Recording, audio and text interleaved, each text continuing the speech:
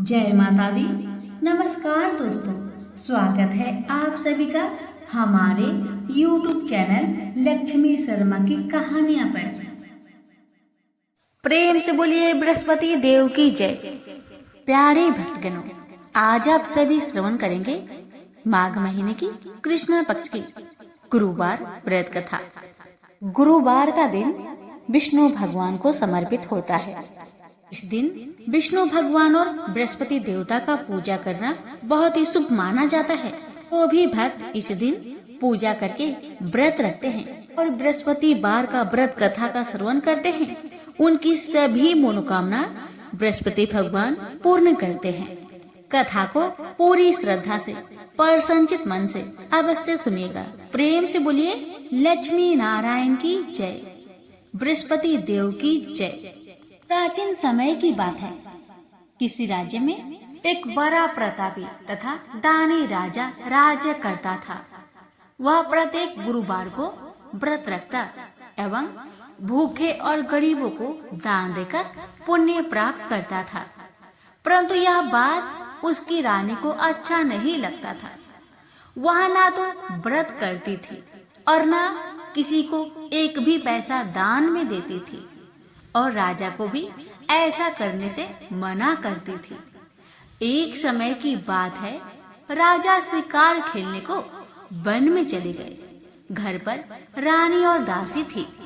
उसी समय गुरु बृहस्पति देव साधु का रूप धारण कर राजा के दरवाजे पर भिक्षा मांगने को आए। साधु ने जब रानी से भिक्षा मांगी तो वह कहने लगी, हे साधु महाराज, मैं इस दान और पुण्य से तंग आ गई हूँ। आप कोई ऐसा उपाय बताए जिससे कि मेरा सारा धन नष्ट हो जाए और मैं आराम से रह सकूं। बृहस्पति देव ने कहा, हे देवी, तुम बड़ी विचित्र हो।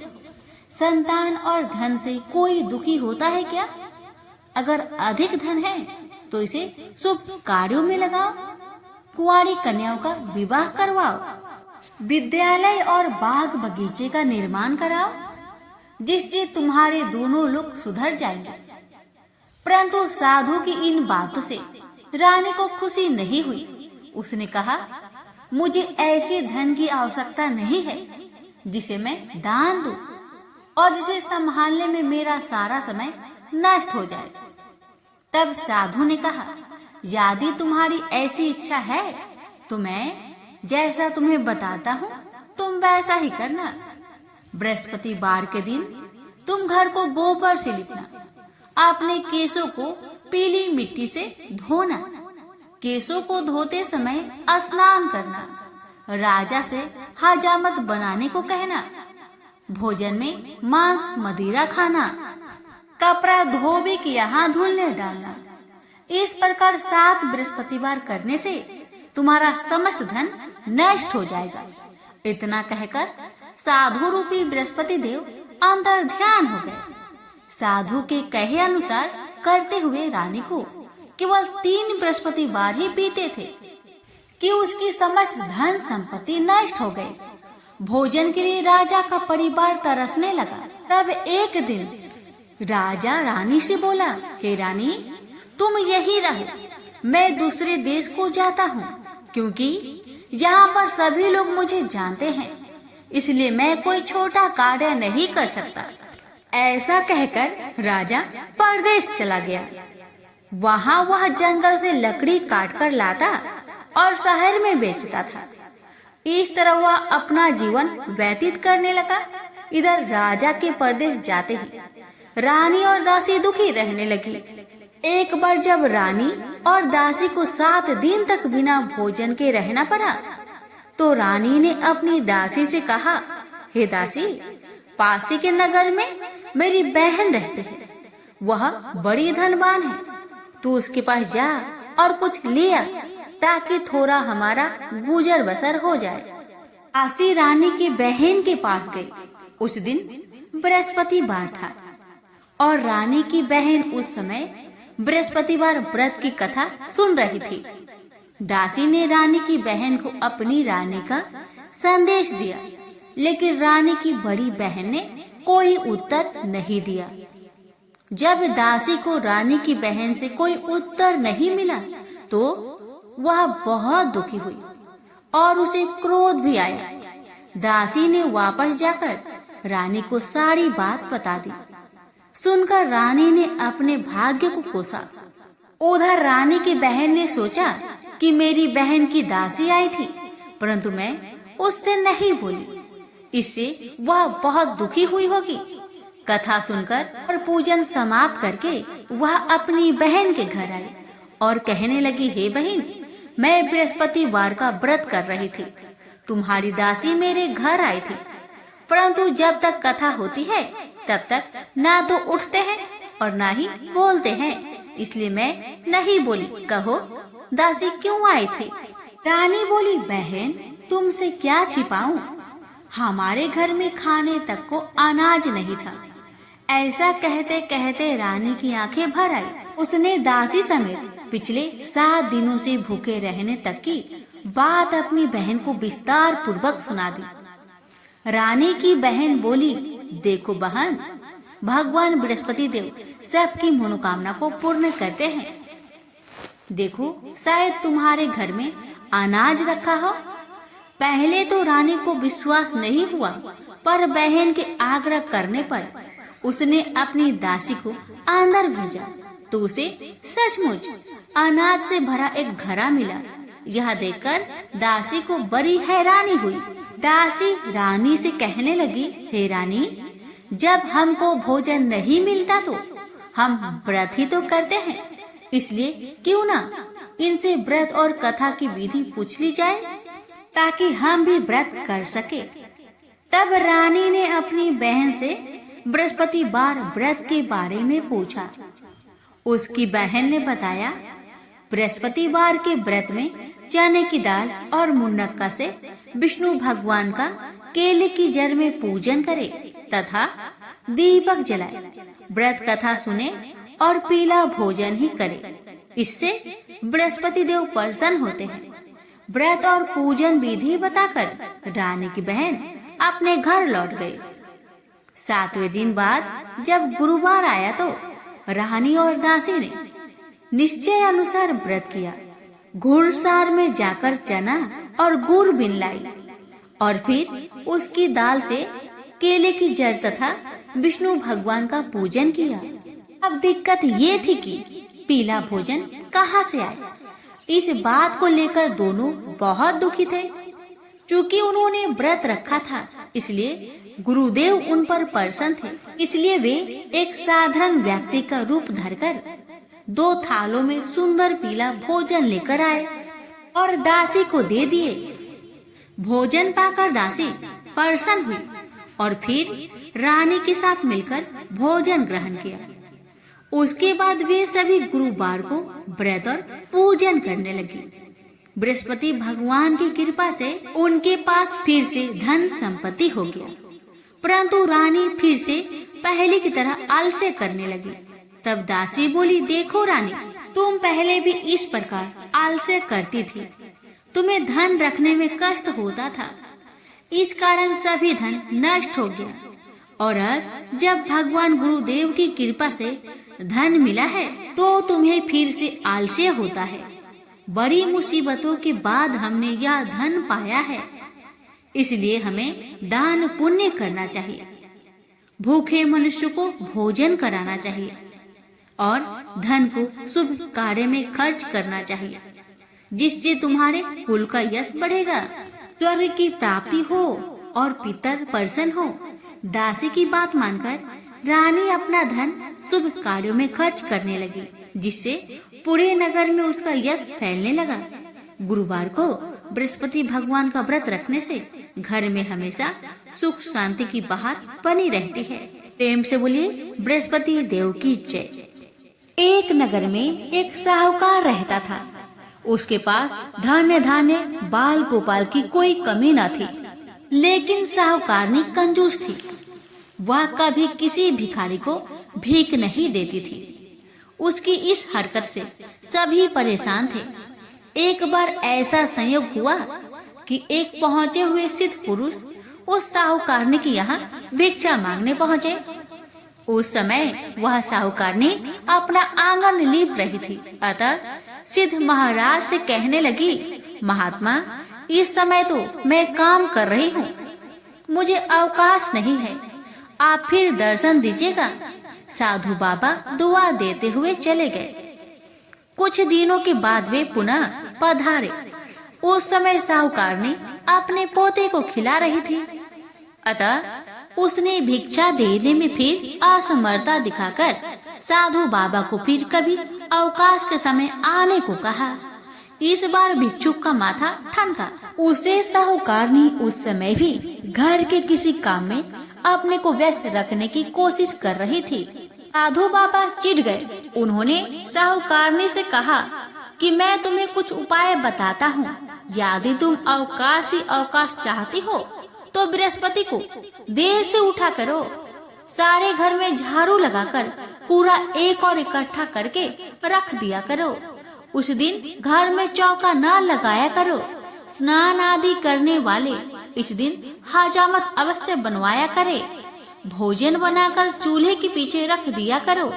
शाम को काफी अंधेरा छा जाने के बाद दीपक बत्ती जलाया करो तथा इस दिन भूल कर भी न तो पीले वस्त्र धारण किया करो और न ही कोई पीली चीज खाया करो। साधु के चले जाने के बाद साहूकारनी ने वैसा ही किया। धीरे धीरे बृहस्पति की उपेक्षा के अशुभ परिणाम उसके घर में उजागर होने लगे। इसके एक सप्ताह बाद वही साधु बाबा भिक्षा के लिए पुनः पधारे। उस समय साहूकारनी हाथ पर हाथ धरे खाली बैठी थी। बाबा ने भिक्षा मांगी तो वह फूट फूट कर रोती हुई कहने लगी, महात्मा, मैं आपको भिक्षा कहाँ से दूं? अब तो घर दर्शन करने के लिए भी अन्न दाने नहीं है। साधु बाबा बोले, माई, तेरी माया समझ में नहीं आती। पहले तो तेरे घर में सब कुछ था, मगर फिर भी तू भिक्षक को भीख नहीं देती थी, क्योंकि उन दिनों घर के काम धंधों से तुझे फुर्सत नहीं थी और अब तो फुर्सत ही फुर्सत है। फिर भी तू दान देने में आनाकानी करती है। अब तो साहूकारनी को समझते देर न लगेगी।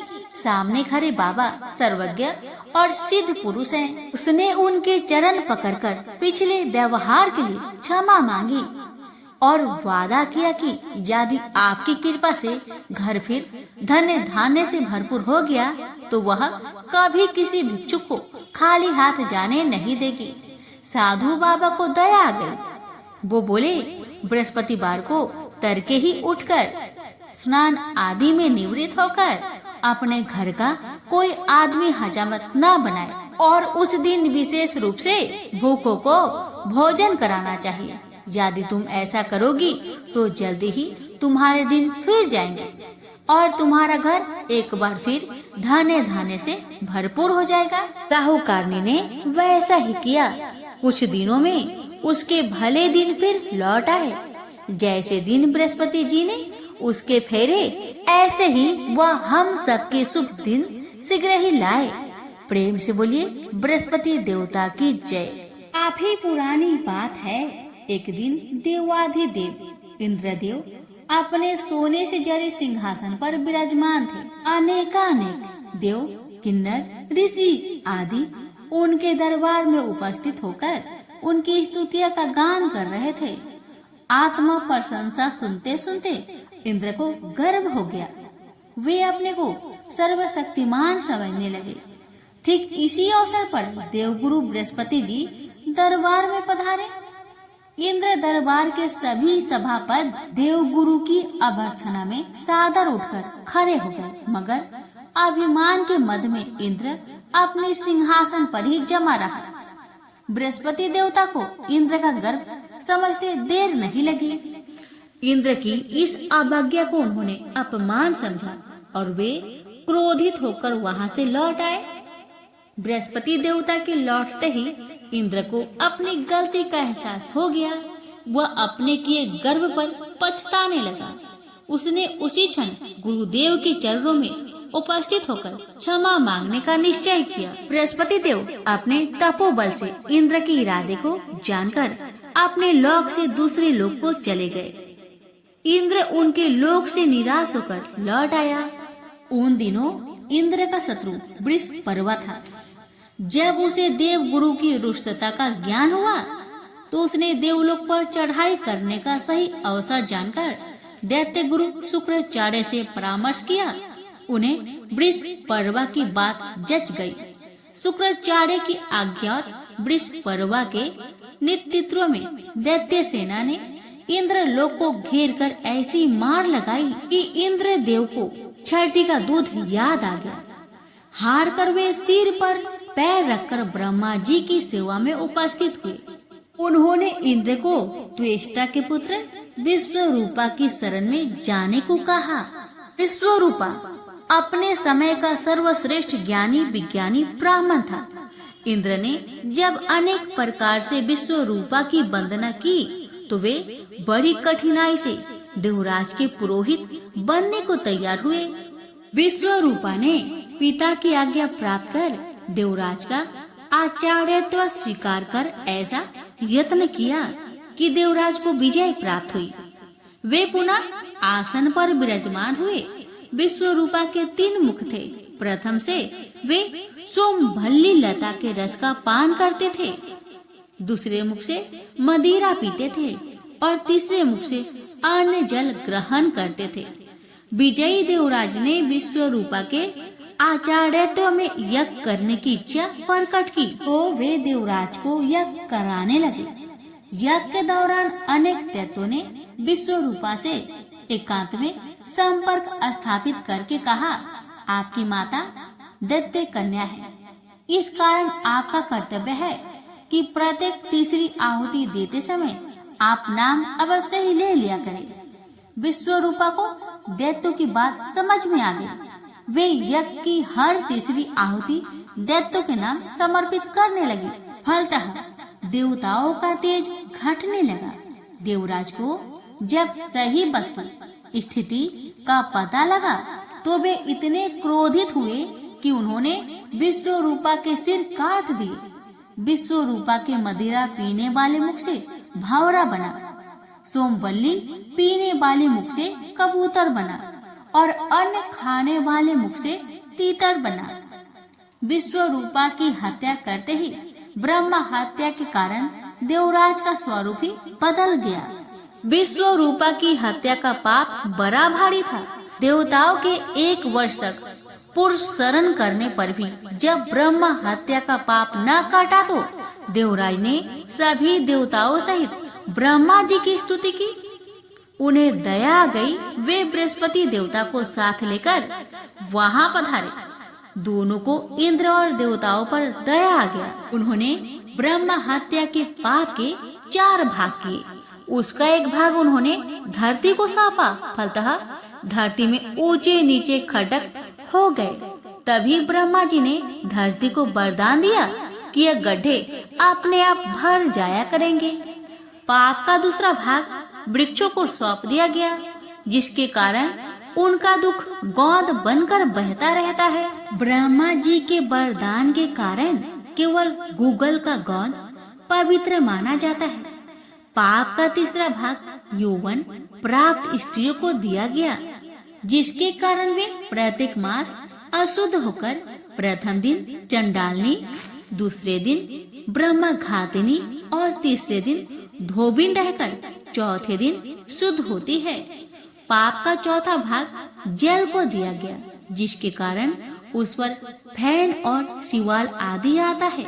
इसी के साथ जल को वरदान दिया गया कि तू जिस पर पड़ जाएगा उसका भार बढ़ जाएगा। इस प्रकार बृहस्पति जी इंद्र से संतुष्ट हुए और उनकी तथा ब्रह्मा जी की कृपा से इंद्र के जैसे पाप ताप कटे, वैसे ही बृहस्पति देवता हम सब पर कृपा करे। प्रेम से बोलिए बृहस्पति देव की जय। प्राचीन काल में एक ब्राह्मण रहता था। वह बहुत निर्धन था। उसके कोई संतान नहीं थी। उसकी स्त्री बहुत मलिनता के साथ रहती थी। वह स्नान न करती, किसी देवता का पूजन न करती। इससे ब्राह्मण देवता बड़े दुखी थे। बेचारे बहुत कुछ कहते, किंतु उसका कुछ परिणाम न मिलता। भगवान की कृपा से ब्राह्मण की स्त्री के कन्या रूपी रत्न पैदा हुआ। कन्या बड़ी होने पर प्रातः स्नान करके विष्णु भगवान का जप हुआ, बृहस्पतिवार का व्रत करने लगी। अपने पूजन पाठ को समाप्त करके विद्यालय जाया करती तो अपने मुट्ठी में जौ भर के ले जाया करती और पाठशाला के मार्ग में डालती जाती। तब ये जौ स्वर्ण के हो जाते। लौटते समय उनको बीनकर घर ले आती थी। एक दिन वह बालिका सूप में उस सोने की जौ को फटक कर साफ कर रही थी। उसकी माता ने देखा और कहा, हे बेटी, सोने की जौ के लिए सोने का सूप होना चाहिए। दूसरे दिन बृहस्पतिवार था। इस कन्या ने व्रत रखा और बृहस्पति देव से प्रार्थना करके कहा, मैंने आपकी पूजा अगर सच्चे मन से की है तो मेरे लिए सोने का सूप दे दो। बृहस्पति देव ने उसकी प्रार्थना स्वीकार कर ली। रोजाना की तरह वह कन्या जौ फैलाती हुई जाने लगी। जब लौटकर जौ बीन रही थी तो बृहस्पति देव की कृपा से सोने का सूप भी उसे मिला। वह उसे अपने घर ले आई और उसमें जौ साफ करने लगी, परंतु उसकी माँ का वही ढंग रहा। एक दिन की बात है कि वह कन्या सोने के सूप में जौ साफ कर रही थी। उस समय उस शहर का राजपुत्र वहाँ से होकर निकला। इस कन्या के रूप और कार्य को देखकर वह मोहित हो गया तथा अपने घर आकर भोजन तथा जल त्याग कर उदास होकर लेट गया। राजा को इस बात का पता लगा तो अपने प्रधानमंत्री के साथ उसके पास गए और बोले, हे बेटा, तुम्हें किस बात का कष्ट है? किसी ने अपमान किया है अथवा और कोई कारण हो तो कहो, मैं वही कार्य करूँगा जिससे तुम्हें प्रसन्नता हो। अपने पिता की राजकुमार ने बातें सुनी तो वह बोला, मुझे आपकी कृपा से किसी बात का दुख नहीं है पिताजी। किसी ने मेरा अपमान नहीं किया है, परंतु मैं उस लड़के से विवाह करना चाहता हूँ जो सोने की सूप में जौ साफ कर रही थी।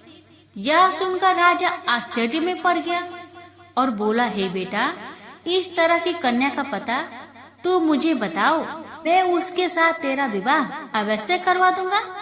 राजकुमार ने उस लड़की के घर का पता बतलाया। तब मंत्री उस लड़की के घर गए और ब्राह्मण देवता को सभी हाल बतलाए। ब्राह्मण देवता राजकुमार के साथ अपनी कन्या का विवाह करने के लिए तैयार हो गए तथा विधि विधान के अनुसार ब्राह्मण की कन्या का विवाह राजकुमार के साथ हो गया। कन्या के घर से जाते ही पहले की भांति उस ब्राह्मण देवता के घर में गरीबी का निवास हो गया। अब भोजन के लिए भी अन्न बड़ी मुश्किल से ही मिलता था। एक दिन दुखी होकर ब्राह्मण देवता अपनी पुत्री के पास गए। बेटी ने अपने पिता की दुखी अवस्था को देखकर अपनी माँ का हाल पूछा। तब ब्राह्मण ने हाल कहा। कन्या ने बहुत सा धन देकर अपने पिता को विदा किया। इस तरह ब्राह्मण का कुछ समय सुख पूर्वक व्यतीत हुआ। कुछ दिन बाद फिर वही हाल हो गया। ब्राह्मण फिर अपनी कन्या के यहाँ गया और सारा हाल कहा तो लड़की बोली, हे पिताजी, आप माताजी को यहाँ ले आओ, मैं उसे विधि बता दूंगी जिससे गरीबी दूर हो जाए। वह ब्राह्मण देवता अपनी स्त्री को साथ लेकर पहुँचे तो अपनी माँ को समझाने लगी, हे माँ, तुम प्रातः काल प्रथम स्नान आदि करके विष्णु भगवान का पूजन करो तो सब दरिद्रता दूर हो जाएगी। परंतु उसकी माँ ने एक बात भी नहीं मानी और प्रातः काल उठकर अपनी पुत्री के बच्चों की जूठन खा लिया। इससे उसकी पुत्री को भी बहुत गुस्सा आया। एक रात को कोठरी के सभी सामान को बाहर निकाल दिया और अपनी माँ को उसमें बंद कर दिया। प्रातः काल उसे निकाला तथा स्नान आदि करा के पाठ करवाया तो उसकी माँ की बुद्धि ठीक हो गई और फिर प्रत्येक बृहस्पतिवार को व्रत रखने लगी।